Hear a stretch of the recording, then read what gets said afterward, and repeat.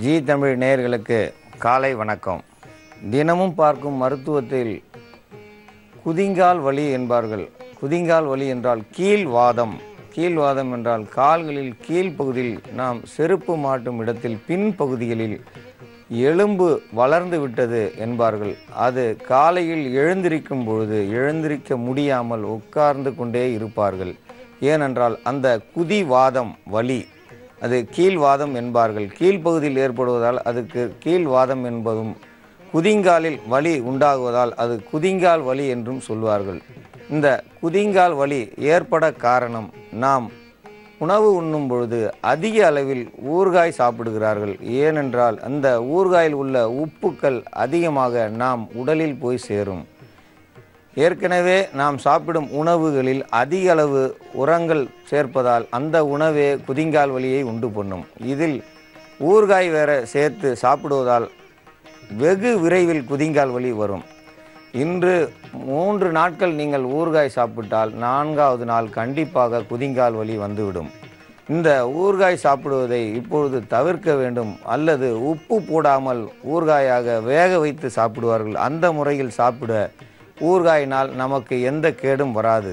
அந்த நாட்களில் ஊறுகாய் எல்லோரும் சாப்பிட்டார்கள். அந்த நாட்களில் எந்த ஒரு நெல்லுக்கும் தானியத்திற்கும் உரங்கள் போட்டது கிடையாது. அன்று நம் உடலுக்கு உப்பு தேவைப்பட்டது. அதனால் அந்த நேரத்தில் அவர்கள் ஊறுகாயை பல விதங்களில் தயாரித்து ருசியாக சாப்பிட்டார்கள். இன்று உணவே உப்பாகிவிட்டது. யாரிடம் கேட்டாலும் உடலில் உப்பு அதிகரித்துள்ளது, அந்த உப்பை வெளியேற்ற வேண்டும் என்று தான் சொல்லுவார்கள். அந்த அளவுக்கு உணவுகளிலும் காய்கறிகளிலும் பழங்களிலும் உப்புத்தன்மை அதிகரித்துள்ளது. இந்த உப்புக்கள் உரங்களால் ஏற்பட்டவை. உரங்கள் அதிகம் போட்டதால் அந்த உப்பு ஏற்படுகிறது. உப்பை குறைக்க வேண்டும் என்றால் எந்த உப்பை குறைப்பது? கடல் நீர் உப்பு எடுத்து நாம் சாப்பிடும் பொழுதெல்லாம் நாம் நன்றாகத்தான் இருந்தோம். இப்பொழுது அரிசியில் மறைமுகமாக மறைக்கப்பட்ட ரசாயன உப்புக்களால் குதிங்கால் வலி அல்லது மூட்டு வலிகள் நிறைய ஏற்படுகிறது. ஆனால் குதிங்கால் வலி வந்த பெண்களும் சரி ஆண்களும் சரி நடக்க முடியாமல் அவதிப்படுவார்கள். குதிங்காலை ஊண்டி நிற்க முடியாது. நிற்க முடியாமல் அவர்கள் அதிக நேரம் வேலைக்கு செல்வது கிடையாது. ஏனென்றால் குதிங்கால் வலி இருப்பதால் அதிக வலி ஏற்படும். இதற்கு குதிங்காலில் தவிட்டை வறுத்து ஒத்தனம் கொடுப்பார்கள். கிராமப்பகுதிகளில் வலி தாங்க முடியாமல் இருப்பவர்கள் கத்தரிக்காயை நெருப்பில் சுட்டு அந்த சூடோடு உள்ள கத்தரிக்காயை குதிங்காலில் வலி உள்ள இடத்தில் வைத்து கட்டுவார்கள் அல்லது மெதுவாக ஒத்தடம் கொடுப்பார்கள். இந்த முறையை பயன்படுத்தி அந்த வலியை சிறுக சிறுக குறைப்பார்கள். வலி அதிகரிக்க அதிகரிக்க குதிங்காலில் எலும்பு போல் அந்த இடம் வீங்கிவிடும். அதனால் மருத்துவமனைக்கு சென்றால் பின்பகுதியில் புதிதாக எலும்பு பெரியதாகி வருகிறது என்பார்கள். பெரியதாக என்றால் எப்படி? எல்லோருக்கும் அந்த எலும்பு இருக்கத்தான் செய்கிறது. நாம் சாப்பிடும் சாப்பாட்டில் உப்பு அதிகரிக்க அந்த உப்பு கால்களில் உள்ள குதிங்கால் எலும்புகளில் அதிகமாக சேர்ந்து அந்த பகுதியை வீங்க வைக்கிறது. அந்த வீக்கமாக இருப்பதால் அது எலும்பு வீங்கியது போல் தோன்றும். சிலருக்கு எலும்பே பெரியதாக இருக்கும். அதனால் தோல் கம்மியாக சதை கம்மியாக இருப்பதால் குதிங்கால் பின்பகுதியில் அதிகளவு தூக்கமாக தெரியும். நடக்கும்போது வலி தாங்க முடியாது. இந்த குதிங்கால் வலியால் அவதிப்படும் ஆண்களும் பெண்களும் கணக்கில் அடங்காது. காலையில் எழுந்திருத்தவுடன் யாரும் இப்பொழுது கோலம் போடுவது கிடையாது. ஏனென்றால் அந்த குதிங்கால் வலிக்கு குறைந்தது 20 நிமிடம் கழித்து தான் அவர்களால் அந்த கால்களை பிடித்து மெதுவாக அமுக்கி வலிகளை சிறுக சிறுக போக்கி பின்பு எழுந்து அரை மணி நேரம் நடைப்பயிற்சி செய்த பிறகு அந்த வலி கொஞ்சம் மாறியது போல் தோலும். ஆனால் அந்த வலி எப்பொழுதுமே இருந்து கொண்டுதான் இருக்கும். அந்த வலிக்கான குதிங்கால் வலிக்கான மருத்துவத்தை இப்பொழுது பார்ப்போம். குதிங்கால் வலிக்கு வேப்ப இலை, ஏனென்றால் வேப்ப இலை எல்லா பகுதிகளிலும் கிடைக்கும். எங்கும் தமிழகம் எங்கும் கிடைக்கும். இந்தியாவில் இந்த வேப்பலையை அதிகமாக நாம் பயன்படுத்துகிறோம். அம்மனுக்கு உகந்த இந்த வேப்பலையை வெளிநாட்டினர் இதையும் அவர்கள் கைவசப்படுத்த இருந்தார்கள். ஆனால் நம் இந்திய அரசு இதை நமக்கே சாதகமாக்கி, ஏனென்றால் தாய்மார்கள் அதிகம் வணங்கும் மரங்களில் வேப்ப மரம் ஒன்று. வேப்ப மரம் அம்மன் கோயில் இருக்கும் இடம், அம்மன் விரும்பி இருக்கும் இடம் என்றால் அது வேப்ப மரம். வேம்பில்லாத இடத்தில் நாம் ஏது வேப்பமரத்து அடியில் படுப்பவர்களுக்கு உடலில் உள்ள நோய்கள் தானாக மறையும். இந்த வேப்பமரம் உடலில் உள்ள வலிகளை மட்டுமல்ல நோய்களும் களைய வல்லது. உடல் மெலிவாக இருப்பவர்கள் வேப்பமரத்தடியில் படுக்க அவர்கள் உடல் மெலிவு மாறி முகப்பொலிவு ஏற்படும்.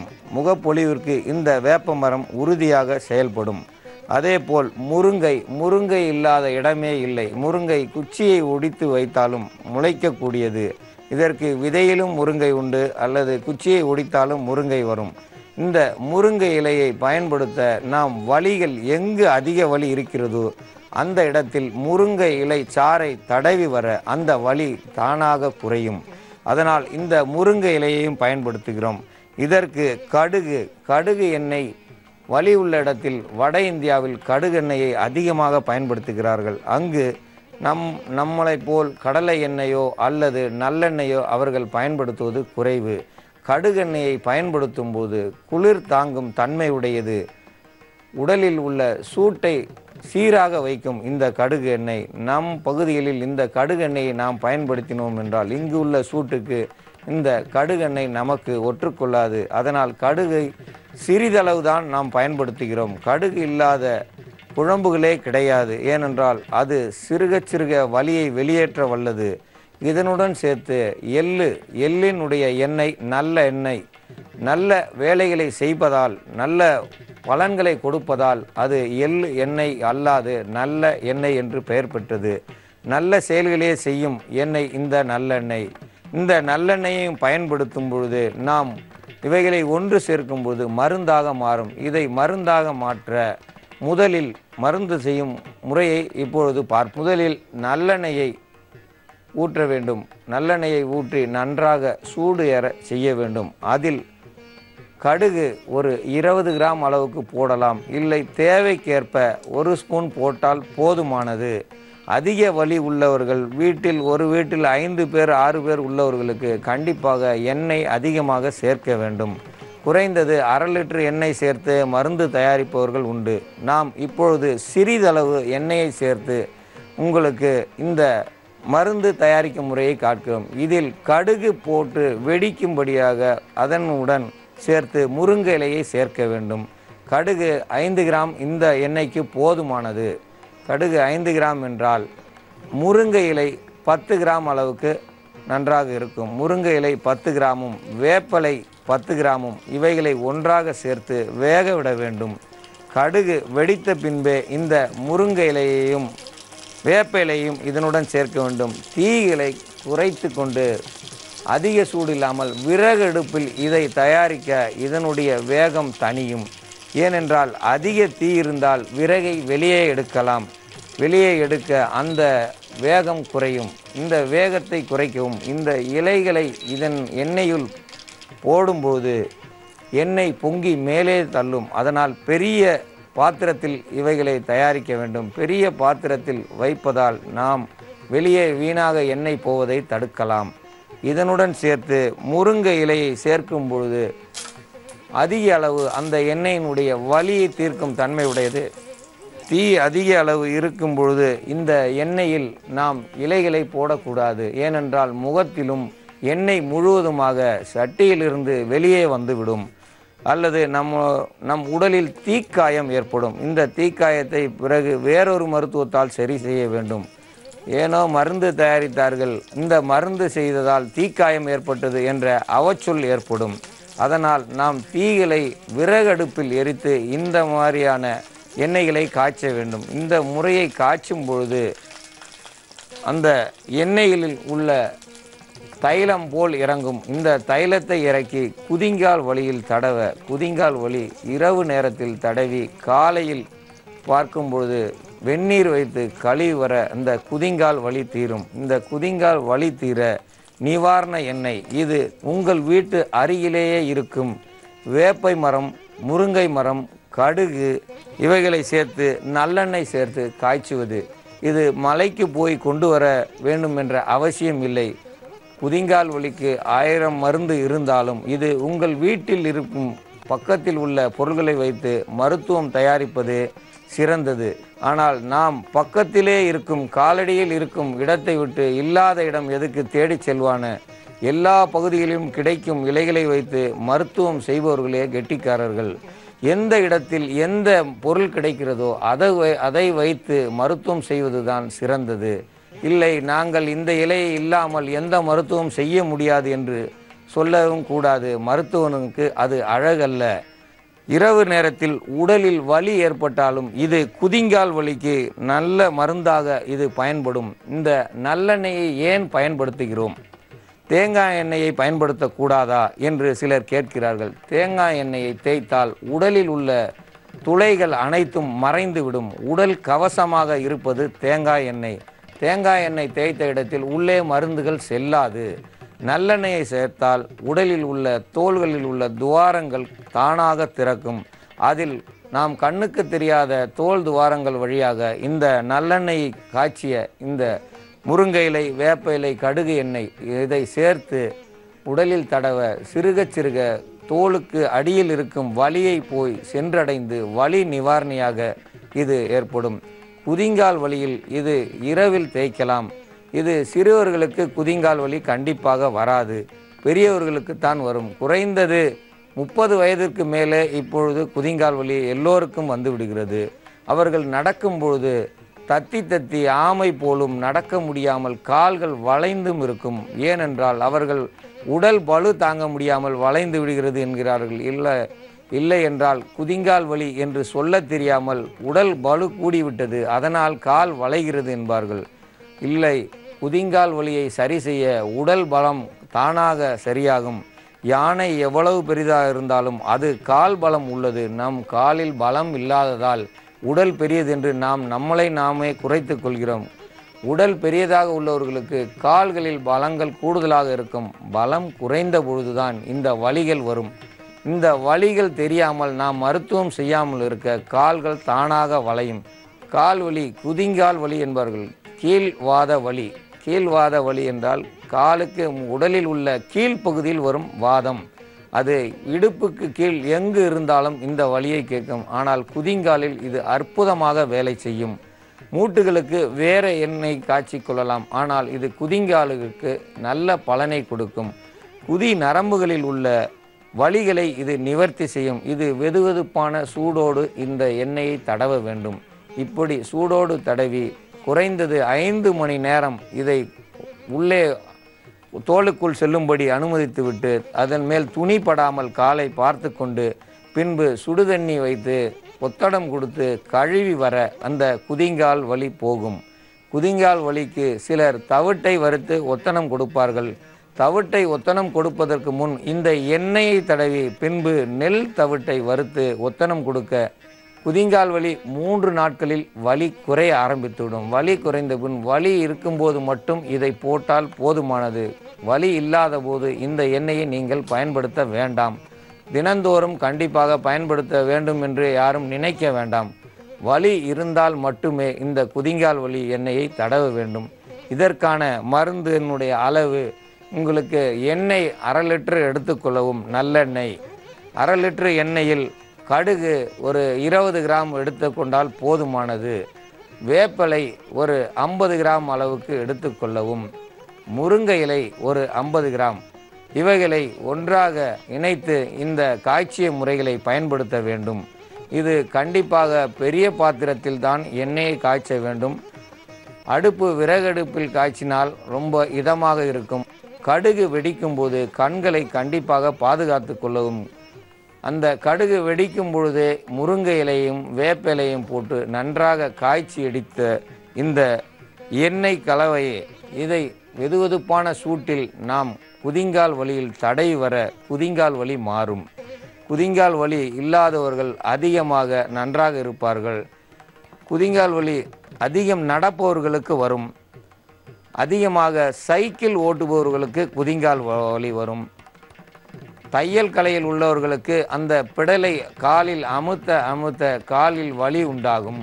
ஒரே இடத்தில் நிற்கும் காவல்துறையில் உள்ள காவலர்களுக்கு குதிங்கால் வலி ஏற்படும். இந்த குதிங்கால் வலிக்கு அதிகம் பேர் எனக்கு தொலைபேசி மூலம் குதிங்கால் வலியை சரி செய்ய எனக்கு மருத்துவம் சொல்லிக் கொடுங்கள் என்றால் அதன்படி நான் இந்த குதிங்கால் மருந்தை இப்பொழுது காட்டியுள்ளேன்.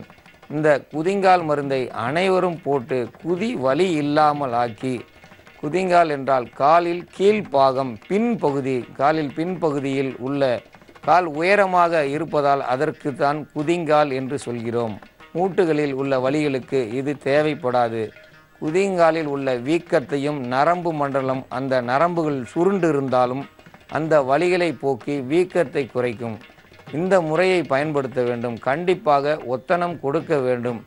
கால்களுக்கு ஓய்வு கொடுக்க வேண்டும். கால்களை சிறிது மேலே தூக்கி வைத்து இந்த எண்ணெயை தடவி குறைந்தது 3 மணி நேரமாவது இந்த எண்ணெய் அந்த வீக்கத்தில் ஊற வேண்டும். ஊறி உள்ளே செயல்பட அனுமதிக்க வேண்டும்.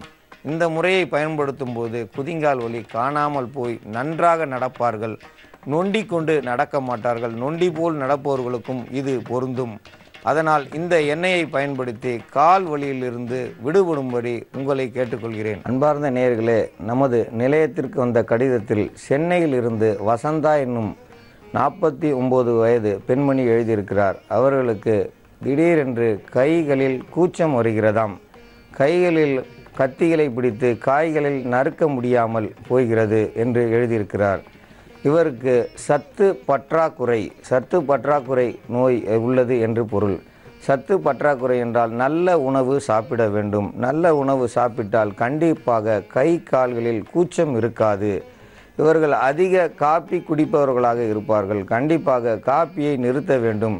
காப்பி குடிப்பதை நிறுத்தினால் கை கூச்சம் கண்டிப்பாக மாறும். எந்த கை கூசுகிறதோ அந்த கையில் வலதுபுறம் தலையிலும் கூச்சம் இருக்கும். இடது கையில் கூச்சம் இருந்தால் வலதுபுறம் தலையில் பின்பக்கம் லேசாக கூசும். அந்த நேரம் காப்பியை குடித்தால் அந்த கூச்சம் மாறும் என்பது. அதனால் நிறைய பேர் காப்பியை குடிக்கிறார்கள். காப்பி குடித்து அந்த கூச்சத்தை நிப்பாட்டும் அளவிற்கு இருந்தால் கண்டிப்பாக காப்பி குடிப்பதை நிறுத்திவிட வேண்டும்.